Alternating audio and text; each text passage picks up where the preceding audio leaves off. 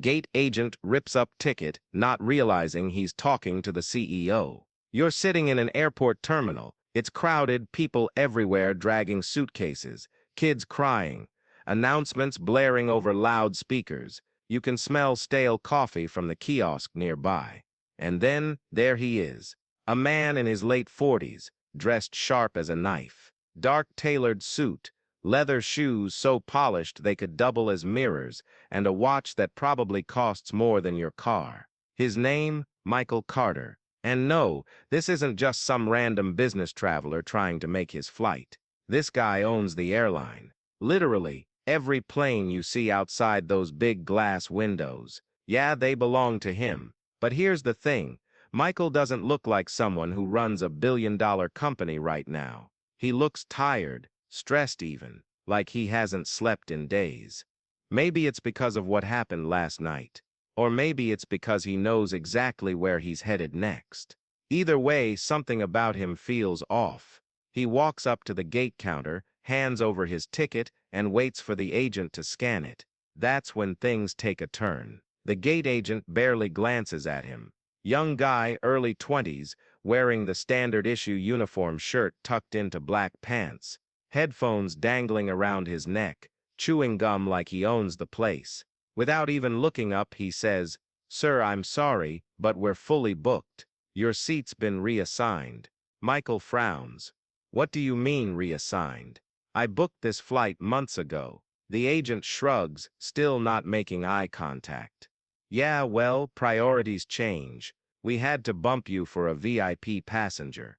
Now, if you've ever been bumped from a flight, you know how frustrating that is. But imagine being told you're getting bumped by someone more important than you. Oh, and did I mention, Michael Carter is the VIP. He leans closer to the counter, lowering his voice. Do you have any idea who I am?" The agent finally looks up, smirking like he's heard this line before. "Nope, don't care either." Then get this. He grabs the ticket out of Michael's hand, rips it clean in half, and tosses it onto the counter. Next, for a second, Michael just stands there, frozen. You can practically see the gears turning in his head. Is he angry? Shocked? Planning revenge? Whatever it is, one thing's clear, this kid has no clue what he just walked into. The gate area falls silent. People around start noticing something's not right. A few passengers glance over, curious. Others pretend not to look, but can't help sneaking peeks out of the corners of their eyes. Michael doesn't say anything at first. He just stares at the torn ticket lying on the counter like it's a piece of evidence in a crime scene. Then slowly he lifts his gaze back to the gate agent. "You made a mistake," he says, his voice calm but sharp enough to cut glass. "A big one." The agent rolls his eyes, clearly unimpressed. "Look, buddy, I don't have time for this. You're holding up the line." That's when Michael does something unexpected. Instead of losing his temper or yelling, which, let's be honest, would have been satisfying, he pulls out his phone. He taps a few times, then slides it across the counter toward the agent. On the screen is an email chain between Michael and the airline's executive team. The subject line reads, "Flight schedule approval, CEO review." The agent glances at it, confused. "What's this supposed to be?"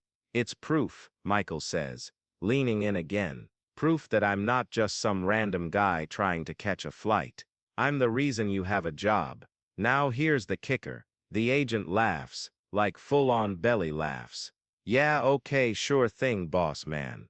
He pushes the phone back toward Michael. "Nice try, though." At this point, other passengers are whispering to each other. Some are filming the exchange on their phones. One woman even mutters loud enough for everyone to hear, "This isn't going to end well." But Michael isn't done yet. He reaches into his jacket pocket and pulls out another item, a sleek black card. It's not your average credit card. No, this thing looks expensive, heavy, metallic, engraved with the airline's logo. He places it on the counter next to the shredded ticket. "Do you know what this is?" he asks. The agent picks it up, inspecting it like it's some kind of prank. No, that," Michael says, pointing at the card, "is my personal access pass.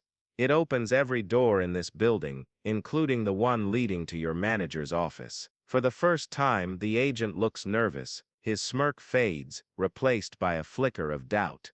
But before he can respond, Michael turns to the crowd gathered behind him. "Ladies and gentlemen," he announces, raising his voice so everyone can hear, "how many of you were bumped from this flight without explanation?" Hands shoot up all over the terminal. At least half the room raises theirs.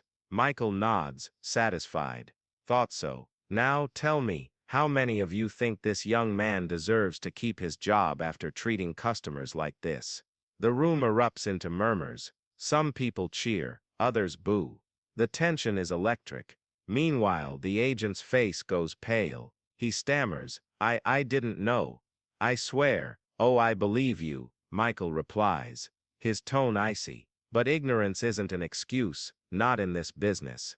He motions to a nearby security guard. "Escort this gentleman to HR. Immediately." As the guard steps forward, the agent panics. "Wait, please, I'll fix it. Just give me a chance." Michael pauses, studying him carefully. For a moment it seems like he might reconsider, but then he shakes his head. "Too late for that. You had your chance." And with that, the agent is led away, leaving behind a stunned audience and a pile of questions. What happens next? Will Michael take further action against the airline staff, or will he use this incident to send a message to the entire industry? The crowd at the gate is buzzing now. People are clapping, cheering, even whistling as the security guard escorts the terrified agent away. But Michael isn't celebrating. He stands there for a moment, his expression unreadable. Then, without saying another word, he picks up his phone and dials a number. "Get me Rachel," he says sharply. Now Rachel, it turns out, is the airline's head of customer relations. She answers within seconds, her voice frantic. "Mr. Carter, is everything okay?" "No, Rachel," Michael replies, his tone cold and clipped. "Everything is not okay. I just had to fire one of your employees in front of 50 passengers because he didn't know how to treat a customer, let alone recognize his own COA." There's silence on the other end of the line. Finally, Rachel stammers, I don't understand. What happened?"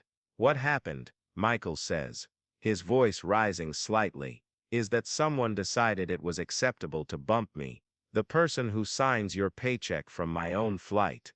And when I tried to explain who I was, your employee laughed in my face and ripped up my ticket. So tell me, Rachel, what kind of message does that send to our customers?" Rachel starts apologizing profusely, but Michael cuts her off. "Save it. I want a full report on my desk by tomorrow morning, detailing how this happened, and more importantly, how we're going to make sure it never happens again." He hangs up before she can respond.